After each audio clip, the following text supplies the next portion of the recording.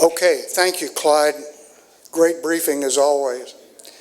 So our next speaker is a guy named Robert Reese. Robert is a fellow alumnus of the Big Red One, the 1st Infantry Division. He served as a 1-1 Bravo light weapons infantryman in that division. Robert is an Atlanta native.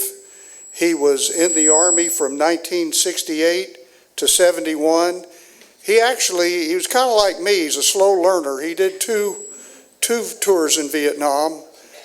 His first one was with the Big Red One part of the time, and with 3 Corps headquarters part of the time. He came back to the world and then went back again and was with 1st Log Command in was it Cameron? At Cameron Bay, and he did 18 months there. So he's another 2-tour guy. When he got home, he decided he wanted to go back to college. He went to the University of Georgia. Go Dogs. I had to say that, I'm sorry. And he had a 40-year career in information technology, primarily dealing with banking and payments. He is married to a Vietnamese lady and has 2 adopted daughters, and he has traveled extensively in Southeast Asia over the last 25 years. So he is very highly qualified to talk to you about what he's going to talk to you about, which is his last trip to Vietnam, which was, what, 2 months ago, 3 months? This year? January, February this year. So anyway, Robert, take it away, bud. Thank you, sir. Hey, good morning, everybody. Good afternoon, I guess it is. Before we get started, I just want to make a quick plug for my friend Sue Verhoff, if I got that name right, who is with Atlanta Historical Society and does the, what do you call them, the oral histories. Not too close here, what's the deal? Not close enough. Better? Okay. She does the oral histories and manages that out there. I just briefly talked with her this morning. I hadn't gone back. I did one, but I haven't looked at it. And I went and talked to her about it, and she showed me how to access it, and it's kind of interesting. You should go, and if you haven't done one, you should do one. If you have done one, you should go take a look at it. She says a lot of people actually go back and redo them later on. But I took a look at the one I did, and it was kind of interesting because it counts the number of views like you do on YouTube, and there was like 6,000 views. I mean, who knew? I'm famous, I guess. There was only 92 likes, though, so I don't know. I don't know what that percentage works out as, but one of the they also have, you can also comment on them, and one of the comments that I read was of interest. It was, if I think I got it right, he says, it's very briefly, he said, "You lost the war, get over it." So when I get home, I think I'm going to add a response to that, but I got news for this fellow, or whoever it was. I didn't lose anything, and I don't think anybody in this room lost anything. When I left Vietnam, the American flag was still flying high, as was the South Vietnamese flag. As far as I'm concerned, what happened later, it was given away. So that's my message to that fellow. Right. So is it run this way? Okay. So when Skip asked me to speak, I was honored and a little bit humbled, thinking of all the honored speakers we've had, war heroes and so forth, and I wondered if maybe, what Vietnam looks like today might be a little bit mundane, but the more I thought about it was, well, it might be mundane to me, but would be of interest to you folks, and I would hope that would be the case. A lot of you, I'm sure, have gone back to Vietnam, so just out of interest, show of hands, how many people have been to Vietnam since the war? Okay. How many people have been in the last 5 years? Okay, just a few. You would be shocked. Even if you went after the war, you'd be shocked at what it looks like today, how much it's changed. So my purpose today is I'm going to show you a few stats, some visuals that I've taken over the years since I've been going back, and finally tell you a little story, a little side trip I took on this recent visit to kind of take me in the Wayback Machine to a particular place and time that was great importance to me when I was on my combat tour there. So I'm sure we have a lot of common experience in the way we got into the service, but initially I was at the University of Georgia in 1968, early on in that winter, and my interests were varied, but as you can see in this slide here, and I had a lot of problems. I didn't have a nice car. I didn't have the right kind of girlfriend. I didn't know if I could get in the right fraternity or not. I wondered what my chemistry grade was. A lot of problems. But there were some clouds brewing on the horizon. We can just run this here, Skip. Next slide. Yeah, there were some problems brewing on the horizon that started to catch my attention as these headlines out of the Atlanta Journal-Constitution would show you in early 1968. And I remember very distinctly thinking, boy, I'm sure glad I'm not over there. Well, 1968, the end of 1968 arrived, and guess what? I was there. Yeah, I was a rifleman in good old Bravo Company down in War Zone D. And guess what? All my Athens problems had gone away.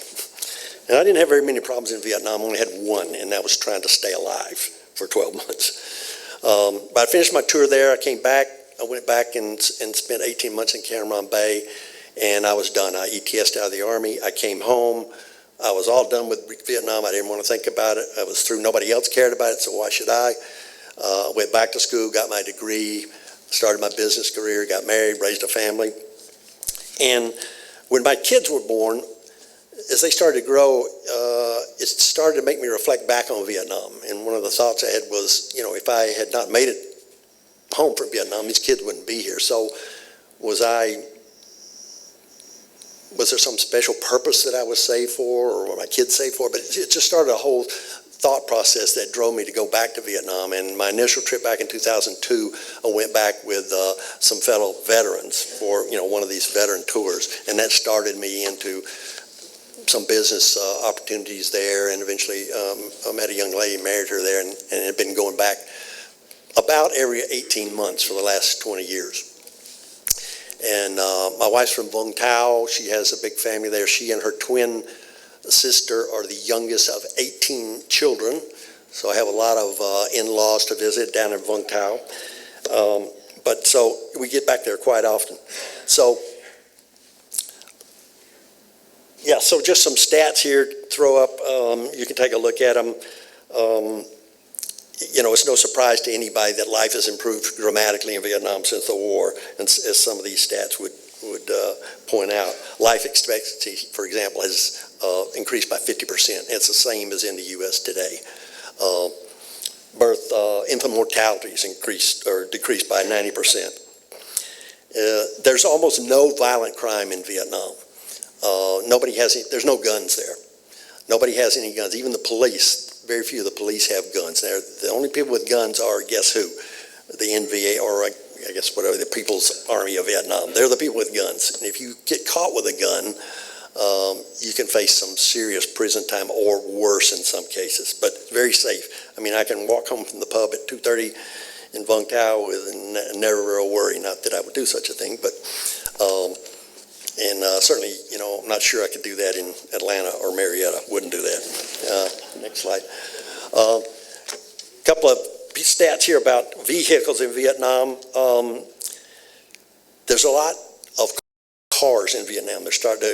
People are starting to get cars there. They've gotten enough income to start purchasing cars. They're still quite expensive, and you'll see a lot of new SUVs. They're all top-of-the-line stuff there, and people are driving cars. There's about 1 million cars in Saigon today. And I got these stats off of Chat, the Chat GHP or BARD, but it says that 1.25 million cars in Atlanta. That must be Sandy Springs or something, because I think I was behind most of them on my way over here from Paulding County today. People still ride bikes for the most part in Vietnam, not bicycles, but motorcycles. And there's 8.5 million motorcycles in Saigon, if you can imagine. Next slide, please. I took this shot outside of a coffee shop in February on my way to the airport, and you just have to be there. You have to see it to believe it, and it's incredible. And like if you want to cross the street, I mean, you can forget about it. But that's your commute in Saigon. Positive trends.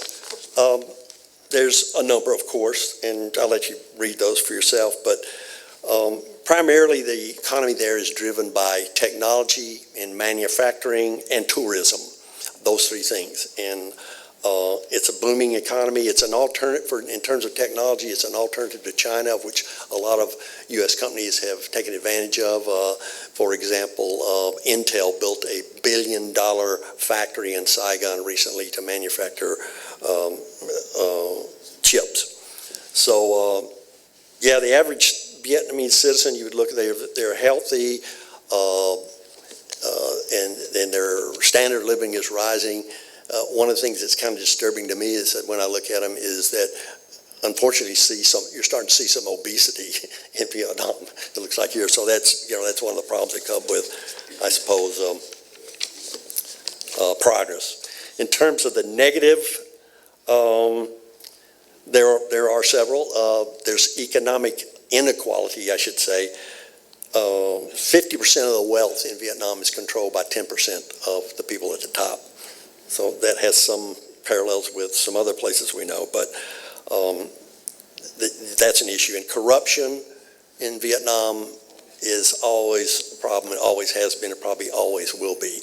Anything that you want to do, whether it's building a project, a building, or if you want to get a copy of your birth certificate, you better be prepared to arrive with some extra dong under the table to get it done.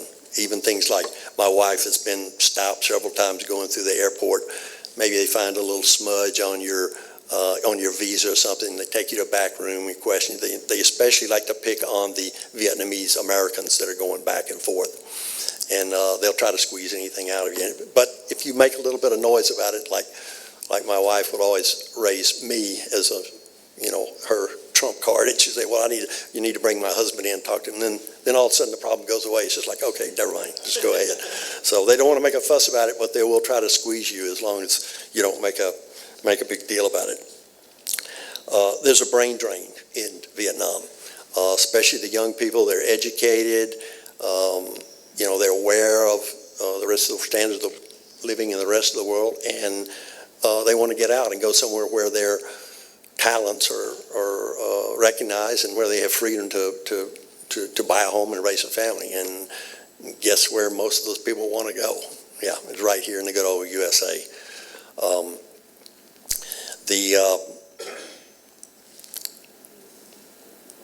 It's funny that you watch our news here, and so much of our news is filled with self-loathing of America and how terrible it is and how awful it is here. But anywhere else you go in the world, and I've found this for years and years and years, guess where everybody wants to go? They want to go to the U.S. So, something doesn't fit there. Doesn't fit at all. It's still the number one dream of the Vietnamese kids to get to America. So next slide. Yeah, beautiful and booming. That's the two words I use for Vietnam.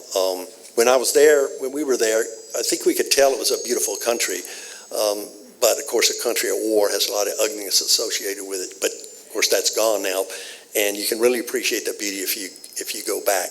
The tourism industry is booming, and like I say, tech and manufacturing are also a big driver. This picture here is a picture of Da Nang, which is one of the best places to go, the most modern place to go, and it's an entryway to the country, and representative of everything that the rest of the country has to offer.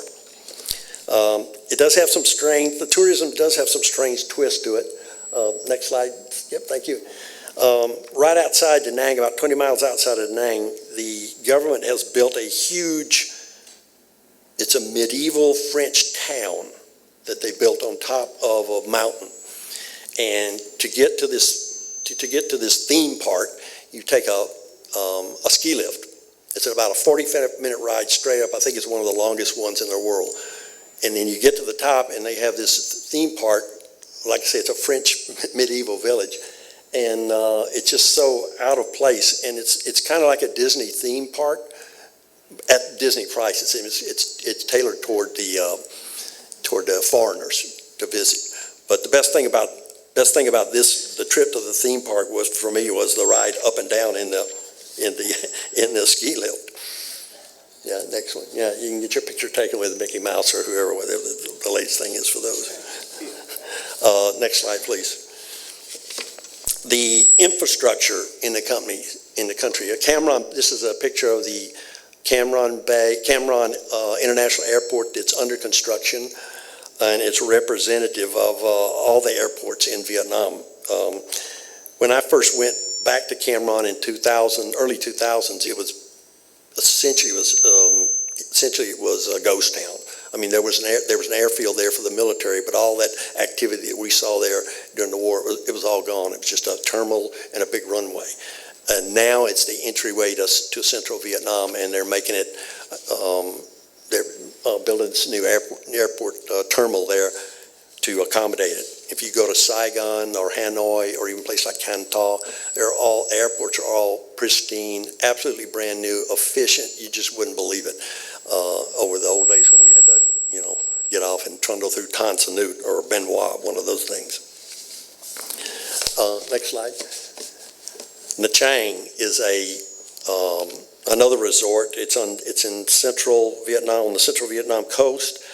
It's a great destination. In the old days, it was kind of a sleepy town, medium-sized town. It was the headquarters of a special forces unit was there, I believe, in the Korean Army.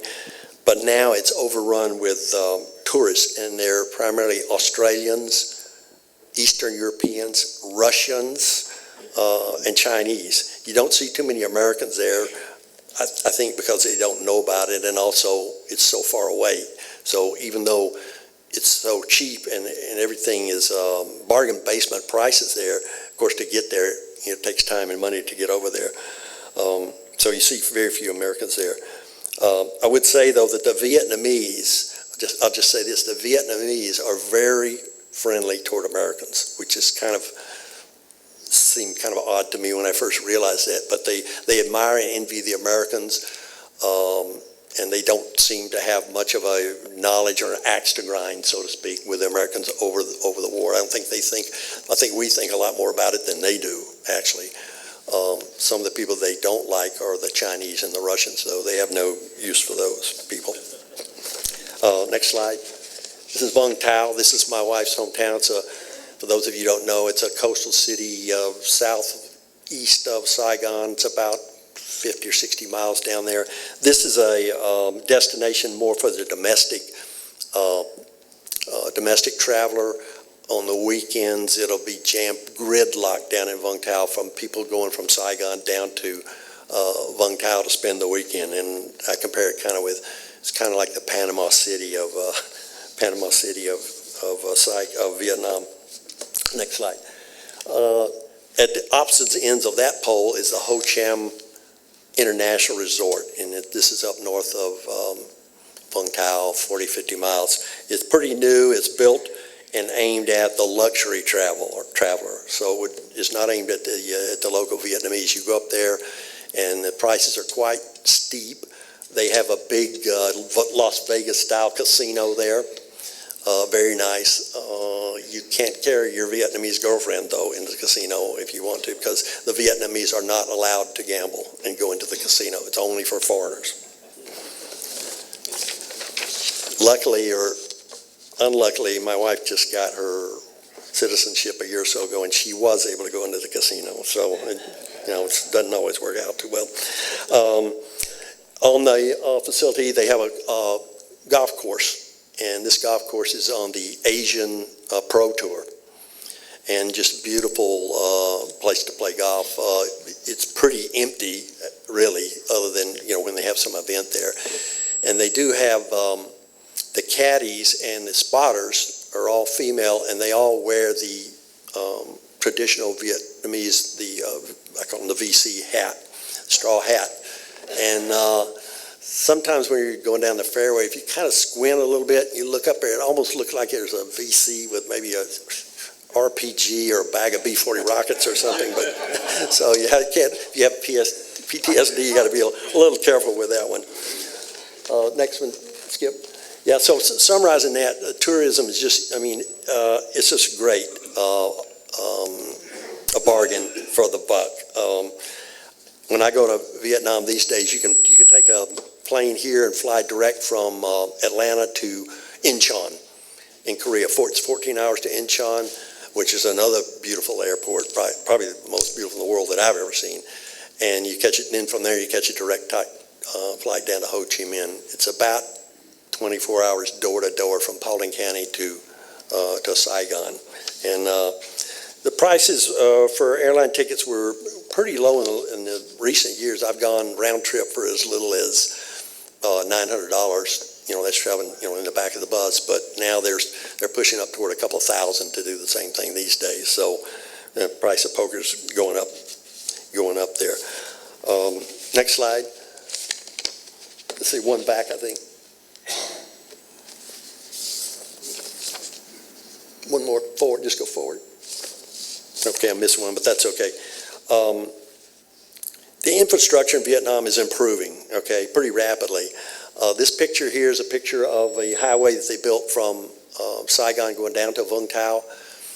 As recently as 10 years ago, to drive to Vung Tau from Saigon, it would take you about 4 or 5 hours. And that's less than 100 miles. It was a 2-lane road full of mopeds, ox carts, people walking bicycles, and so on. And nowadays you have this. Unfortunately, it's not like this everywhere. And I mentioned the car situation, people wanting to buy the automobiles. And I see trouble on the horizon in the sense that in the cities, they still have the small gauge roads to get around, and they're not built for these new big vehicles, and there's no place to park. They don't have parking decks or anything like that. People that have their cars, they will usually they have these. It's like a garage door opener that goes into their house, outside. And you just pull up, and they'll just drive their car basically right inside their house and keep it there. So you think about those 8.5 million motorcycles, and if those are all translated to automobiles, that's going to be a problem for them. I don't know how they're going to get around that. Other indications of Western style consumer is they recently had a Vung Tau big bike weekend in Vung Tau, sort of like a Sturgis that we have here with the motorbikes. Next one. And you can see the bikes coming into town, thousands and thousands of them. And these are not like little mopeds that we used to see putt-putt when we were there. They're the big bikes that you would see here in America. One thing that I want to let you know is, just in case you were worried about it, you can still get some old-style street snacks in Saigon. And I flashed this one and took this pic recently on the side of the road in Saigon, and they were offering up geckos on the grill. And this is the old, for those of you that, those of us that spent time sleeping in the woods, you'll recognize this is the iconic FU lizard, the gecko. So if you don't know what that means, you can ask me afterward. Next slide. Religion is still freely practiced. As you would know, it's primarily Buddhism and Catholicism in Vietnam. The people are very devout. The church services are heavily attended. Most of the Catholic churches, I went to Mass there, and in the Catholic churches that I attended, all of them had outside pews. In addition to the cathedral, they put pews outside so people can attend since they can't get inside. I put freely in quotes here because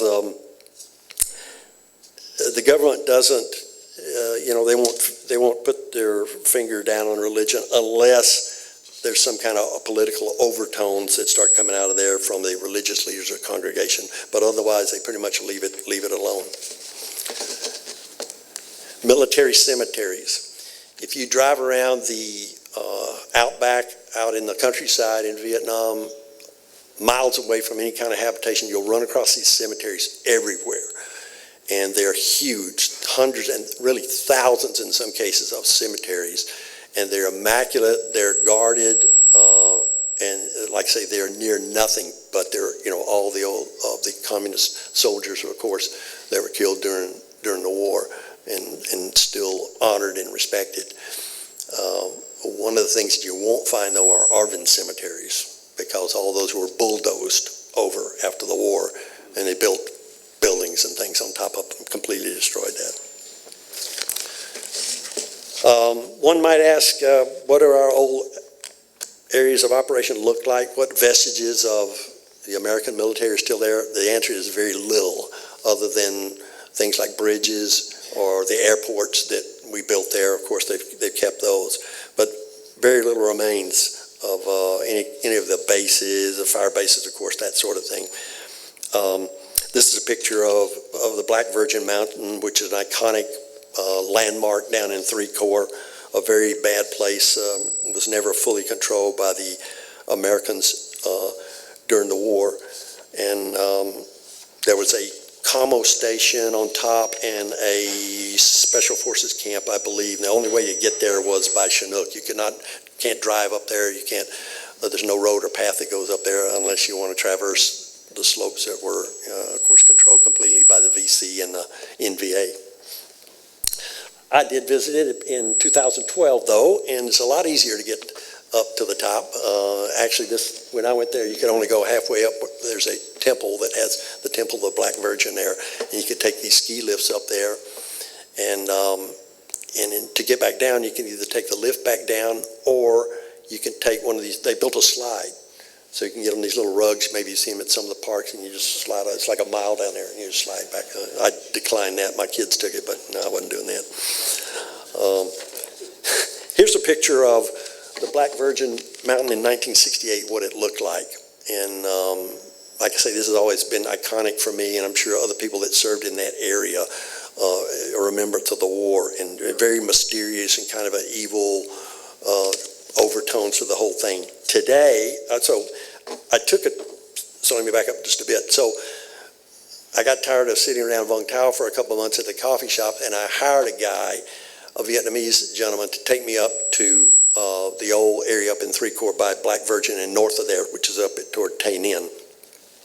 And he didn't speak English, but I had a smattering of Vietnamese enough to get along, and so I threw the dice, and he and I went on a hunt for some sites that I wanted to see. And one of them was, we just happened to drive by the Black Virgin Mountain, and lo and behold, I saw on top, from miles away, I saw this structure, which I have no idea what this is. It must be some kind of, I don't know if it's a religious memorial or a military or a new theme park or whatever, but it's just astounding. And for me, it kind of took away one of the last kind of, like I say, the Black Virgin Mountain to me, I'll always see it as that iconic picture of during the war. But now it's just, I don't know, they turned it into another theme park, I guess. Just north of there, I wanted to visit the Michelin rubber plantation, which was another evil place full of enemy combatants during the war. And it's one of the largest, if not the largest, rubber plantation in the world. It was not really in full operation during the war, but it is now. And I wanted to go back and take a look at it. And one of the things I ran across was this historical village that the Vietnamese had built there. And really the theme of it was, let's flip another one, was the way that the Vietnamese workers were treated by the French there. And it's really quite a spooky place. It was way out away from everything. The only people there were me and the driver and these ceramic ghosts from the past. And it was a full village there. There were women and children, they had every aspect of life built out. And it was quite interesting, but I don't know if anybody ever sees it, but to me it was very interesting. And one of the things you'll find is that the French, unlike the Americans, to which they have some affinity, the French are still reviled there from the old colonial days. And they treated the Vietnamese pretty bad when they were there, and they remember it. If you go to the Hoa Lo prison in Hanoi, the old Hanoi Hilton, if you visit that museum, it's a museum now, if you visit it, most of it is dedicated to the French administration there. The cells, the torture chambers, the guillotines, they still have on display there. And there's only a small part of it that's aimed toward the American prisoners that were there. It's a small room, maybe a fourth of the size of this room. One of the most interesting things I saw there was that they had John McCain's flight suit that he landed in the middle of a lake there in Hanoi. He still had that up. That's when he was running for president. The thing, so just, staying on this theme of war stories and soldiers and so forth, one of the, outside the normal populace, we had occasion, me and my buddies had occasion to see a lot of the Vietnamese veterans. I'm talking about the communist veterans. And in almost every case, they were very open and friendly toward us. They didn't seem to harbor any, any ill feelings. Of course, it's another culture. They speak another language, so sometimes you wonder, I wonder what these people are really thinking. But they seemed quite genuine, and they were very welcoming to us. Here's a guy. The next one is a guy. This was a driver on one of my tours that drove my van. He was a North Vietnamese soldier who fought around Thunder Road in 3 Corps. So it's kind of interesting to think back. Was he the guy that fired the B-40 that I carry a piece of me still? It's interesting to think he could have been, he might have been. This family here, this was an ex-VC guy. The next slide.